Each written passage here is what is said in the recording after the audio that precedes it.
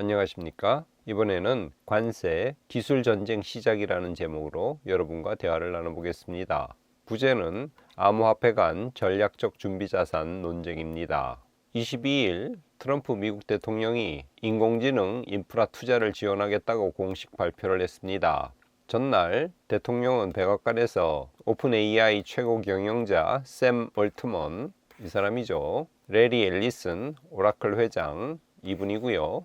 손정희 소프트뱅크 회장, 이 사람이죠. 세 사람과 함께 기자회견을 열면서 이들 세 기업이 AI 합작사 스타게이트를 설립한다는 계획을 발표했습니다. 이 세 기업은 미국의 최소 5천억 달러, 우리 돈으로 대략 720조 원 정도 됩니다. 이를 투자해서 스타게이트를 설립하고 미국 정부는 AI 공장 설립과 공장 운영에 필요한 전력 공급을 용이하게 만들 것이라고 말했습니다. 스타게이트는 차세대 AI 발전에 동력이 될 물리적, 가상적 기반 시설을 구축할 것이며 여기에는 거대한 데이터 센터 건설도 포함된다고 말했습니다. 트럼프 정부 시대에 AI 투자에 한 발 앞서서 세계 경쟁력 우위를 확보하겠다는 의지를 트럼프는 분명하게 천명했습니다. 며칠 후 중국에서 개발된 딥시크가 알려지면서 AI 시장에 대지진이 발생했습니다. 중국의 인공지능 스타트업 딥시크가 내놓은 생성형 AI 모델이 구축 비용은 챗 GTP의 20분의 1 수준에 불과하지만 성능 면에서는 오히려 챗 GTP 신형 모델을 능가하거나 비슷한 것으로 밝혀지면서 전 세계가 충격에 빠졌습니다. 기술 전문 매체 테크크런치에 따르면 딥시크의 R1 모델이 수학적 정확도나 코딩 테스트에서도 80%, 66% 정도의 정확도인 것으로 밝혀져 모두 챗 GTP를 눌렀습니다. 바이든 정부가 반도체 기업 엔비디아의 고사양 제품을 중국에 수출하지 못하게 했죠. 그래서 딥시크는 저사양 반도체 H800을 사용했다고 합니다. 오히려 미국의 제재가 중국의 기술 혁신을 도운 셈이 되었습니다. 창업자 량원평은 85년생이고 중국 국내파로 저장대에서 학사 석사 학위를 했습니다. 량원평은 재작년 5월 딥시크를 창업했는데 연구진은 중국의 인재 130명으로 꾸려졌다고 합니다. 이 숫자는 챗 GTP 개발팀인 오픈 AI의 연구원 10분의 1 수준에 불과합니다. 이 연구원 중에는 AI 천재 소녀라는 별명을 얻은 여성 개발자 러프리도 포함되어 있습니다. 화면에 보이는 저분이죠. 값싼 가격으로 챗 GTP 최신 모델보다 뛰어나거나 거의 비슷한 인공지능 AI를 중국에서 만들어냈다는 사실에 전 세계가 경악했죠. 딥시크 소식이 전해지면서 고사양 반도체를 생산하는 엔비디아의 주가가 16%나 폭락했습니다. 엔비디아 시총 중 860조 원이 하루 만에 사라졌습니다. 중국의 딥시크 소식에 트럼프는 값싼 AI가 개발된 것에 대해서 긍정적으로 생각한다며 값싼 AI 출연에 미국의 경종을 울려야 하는 사건이라고 짤막하게 논평했습니다. 트럼프는 오픈 AI, 오라클, 소프트뱅크 세 회사와 함께 미국은 인프라를 투자해서 인공지능 분야를 발전시키겠다고 호언장담했죠. 딥시크의 출연으로 트럼프의 신기가 분명히 불편했을 것입니다. 미중은 신기술, 인공지능 분야에서 본격적으로 기술 전쟁에 돌입했다고 볼 수 있겠습니다. 27일 이날 딥시크 충격이 미국 주식시장에 가해졌죠. S&P 500 그러나 지난 일주일 1.2%가량 상승했습니다. 연초 대비로는 3% 정도 오른 상태입니다. 딥시크 충격에도 불구하고 전체 지수는 나름대로 탄탄하게 유지되었다고 볼 수 있겠습니다. 우리나라는 연휴가 끝난 지난 금요일 딥시크 충격이 몰려왔습니다. 코스피가 한때 2500선이 붕괴되기도 했습니다. 반도체 주가들이 많이 떨어졌는데요. 하이닉스는 장중에 11%가량 폭락하기도 했습니다. 코스피 차트 지난 한 주간 마이너스 0.63% 떨어졌습니다. 연초 대비로는 거의 5%가량 오른 상태입니다. 29일 미국 연방공개시장위원회 FOMC라고 하죠. 정례 회의에서 기준금리를 동결했습니다. 기준금리를 동결한 이유는 우선은 인플레이션 때문입니다. 연준은 인플레이션에 대해서 다소 높은 수준을 유지하고 있다고 평가했습니다. 금리를 동결한 다른 이유는 트럼프 행정부의 정책 불확실성을 꼽았습니다. 트럼프 대통령은 다보스 포럼 화상연설에서 공개적으로 연준의 기준금리 인하를 촉구한 바 있습니다. 금리가 인하되어야 경제가 활성화되기 때문에 그렇습니다. 하지만 연준은 금리를 동결했죠. 이에 대해 트럼프는 SNS를 통해서 파월과 연준은 자신들이 인플레이션으로 초래한 문제들을 멈추는 데 실패했다고 맹비난했습니다. 미국이 금리를 내리지 않자 불똥이 한국으로 튈 전망입니다. 다음 FOMC 회의가 3월에 있는데 시장에서는 이때도 금리 인하가 힘들지 않을까 하는 전망이 힘을 얻고 있습니다. 우리는 지금 경제가 안 좋고 부채 문제가 심각하죠. 그래서 금리를 좀 더 내려야 된다고 정책 당국은 판단하고 있는데 미국이 금리를 동결하자 한국만 빠르게 금리 인하를 가져가기 어려운 상태에 처했습니다. 미국이 금리 인하를 하지 않음으로써 우리는 경기 침체에 대응할 무기를 하나 잃은 셈이 되었습니다. 미국 10년물 국채금리 1년 차트입니다. 미 연준이 기준금리는 동결했지만 10년물 금리는 앞선 주 4.6%대에서 4.5%대 중반으로 약간 떨어졌습니다. 트럼프 대통령이 현지 시간으로 31일 중국과 캐나다, 멕시코에 대해서 예고대로 2월 첫날부터 관세를 부과하겠다는 의지를 거듭 확인했습니다. 따라서 수출을 많이 하는 우리나라도 타격을 받을 것으로 예측됩니다. 이에 멕시코와 캐나다는 보복 관세로 맞대응하겠다고 예고한 상태이기 때문에 트럼프 정부 2기를 맞이해서 관세 전쟁이 전 세계적으로 확산되는 양상을 보이고 있습니다. FOMC 회의가 끝난 후 기자들과의 간담회에서 파월 연준 의장은 암호화폐 리스크와 관련된 질문에 은행이 리스크를 적절히 관리할 수 있다면 큰 문제가 되지 않는다며 은행은 가상자산 고객에 서비스를 제공할 충분한 능력이 있다고 암호화폐에 우호적인 발언을 했습니다. 파월은 또한 가상자산 분야에서 연준의 역할은 주로 은행에 초점을 맞추는 것이고 우리는 발전과 혁신에 반대하는 것이 아니라는 말을 덧붙임으로써 암호화폐 산업을 발전시키려는 트럼프 대통령의 어느 정도 장단을 맞춰줬습니다. 트럼프는 최근 암호화폐 관련 행정명령을 내렸는데요. 이로 인해 가상업계 내에서 격렬한 논쟁이 발생했습니다. 미국 정부의 암호화폐 준비금 구축과 관련된 논의에서 비트코인이라는 단어가 빠져 있습니다. 이를 두고 비트코인 지지자들과 리플 지지자들 사이에 갈등이 고조되고 있습니다. 리플의 CEO 브래드 갈링하우스 이분이죠. 갈링하우스가 트럼프와의 친분을 내세우며 가상화폐 전략자산은 비트코인 대신에 리플 등 다른 주요 암호화폐가 되어야 된다는 발언을 했습니다. 그러자 비트코인 지지자들이 발끈하고 나선 거죠. 뉴욕 포스트는 트럼프 당선인이 미국 우선 전략 비축을 구축할 것이라고 공식 발표했다고 보도하면서 전략자산 구축 대상 암호화폐는 기존의 비트코인 한 종목에서 리플과 솔라나와 USDC 등으로 확대된다고, 그러니까 비트코인 하나가 아니라 여기에 다른 3가지 암호화폐가 추가된다는 발표를 했습니다. 트럼프는 취임하기 전 전략 비축 자산으로 비트코인 외에 리플, 솔라나, USDC를 포함시키는 방안을 검토하라는 지시를 측근에게 내린 바 있습니다. 이런 분위기 속에서 갈링하우스의 선동적인 발언으로 말미암아 비트코인 지지자들과 리플 지지자들 사이에서 논란이 발생하고 있습니다. 우리가 여기서 주목해 봐야 될 점은 트럼프가 암호화폐를 전략자산 비축으로 삼으려 한다는 사실입니다. 그리고 거기에 비트코인 뿐만 아니라 다른 주요한 코인들이, 암호화폐들이 추가될 것이라는 점입니다. 제 생각에 현재는 이 4가지만 언급되었으나 앞으로 더 많은 주요 코인들이 전략자산 구축 목록에 포함될 것입니다.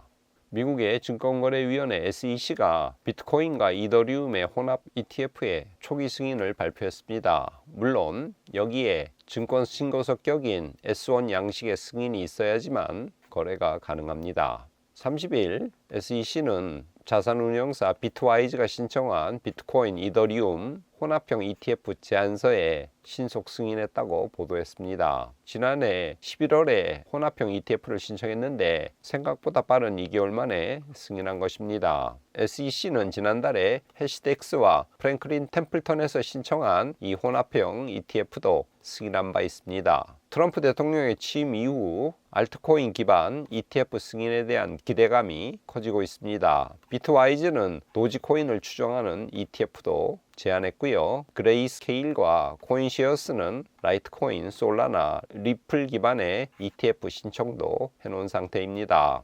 지금까지는 비트코인과 이더리움 각각의 ETF만 승인했지만 이제 비트코인, 이더리움 혼합 ETF가 초기 형태이지만 승인된 상황에서 앞으로 알트코인의 ETF 승인도 얼마 남지 않았다고 볼 수 있겠습니다.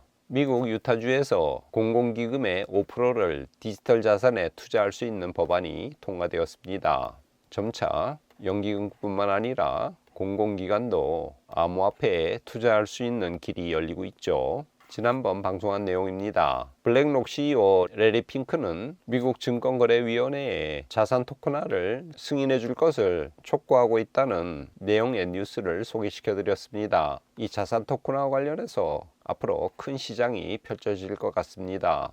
RWA, 리얼 월드 에셋이죠. 실물 연계자산 시장, 자산을 디지털화해서 블록체인 위에 올리고 이것을 토큰으로 누구나 쉽게 값싸게 그리고 소액으로도 살 수 있게 만드는 것이 실물 연계자산 시장입니다. 이 시장이 급성장할 전망입니다. 자산운용사 비트와이즈는 올해 실물 연계자산 시장 규모가 약 500억 달러, 그러니까 71조에 이를 수 있다고 전망했습니다. 이것은 현재 RWA 프로젝트 시가총액보다 40% 성장한 수치입니다. 한 해에 40%가 성장한다는 거죠. 자산 토큰화, 실물 연계자산 시장, 여기에 대해서 우리는 계속 관심을 갖고 살펴볼 필요가 있습니다.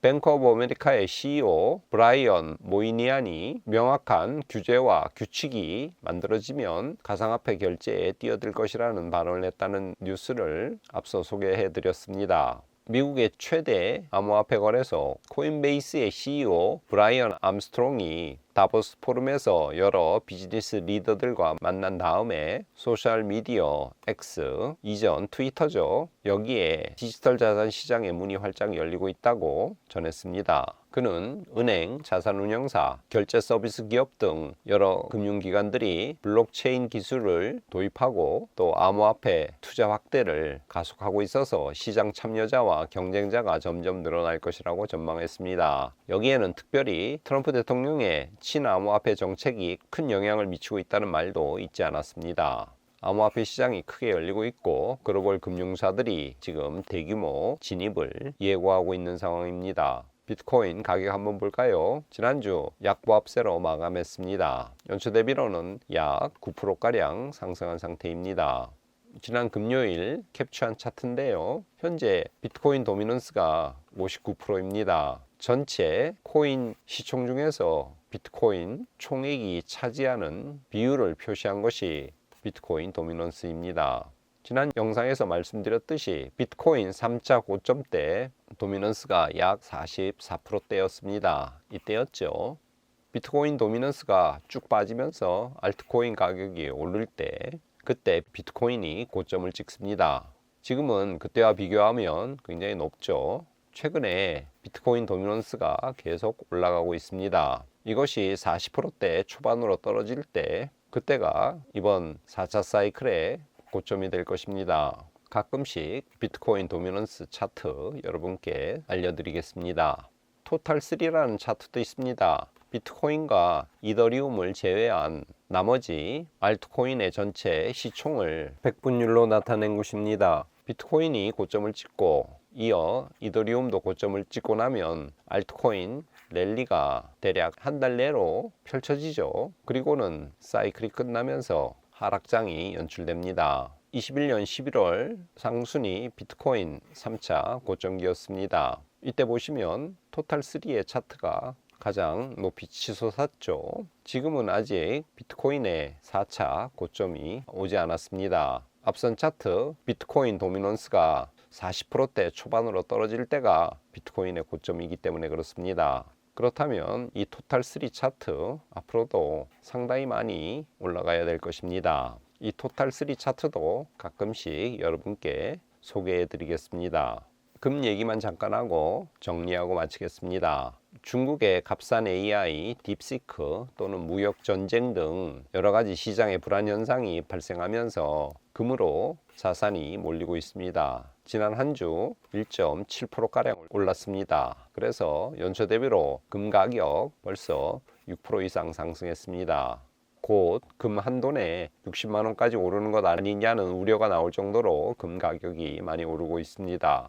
정리하겠습니다. 중국이 값싼 딥시크 AI를 만들어냈다는 소식에 세계가 깜짝 놀랐습니다. 최첨단 기술인 인공지능 분야에서 미국과 중국의 대결이 격화되는 양상을 띠고 있습니다. 미 연준은 금리를 동결했습니다. 한국은 실물 경제가 안 좋기 때문에 금리를 내려야 하는 입장인데 미국의 금리 동결은 한국 경제에 큰 압박으로 작용하고 있습니다. 금리 인하를 원한 트럼프도 연준의 금리 동결에 대해서 쓴소리를 내놨습니다. 2월 1일부터 트럼프가 관세 전쟁을 시작하겠다고 으름장을 놓았습니다. 전 세계가 기술 전쟁뿐만 아니라 관세를 놓고도 물고 뜯고 하는 전쟁 상태로 돌입한 것 아닌가 하는 생각을 지울 수 없습니다. 파월 의장은 트럼프의 친암호화폐 행보에 아부하는 듯한 발언을 내놨습니다. 은행은 가상자산 고객에 서비스를 제공할 능력이 충분하다고 말했고요. 연준은 혁신과 기술 발전에 긍정적이고 우호적인 입장을 취할 거라는 립서비스도 내놨습니다.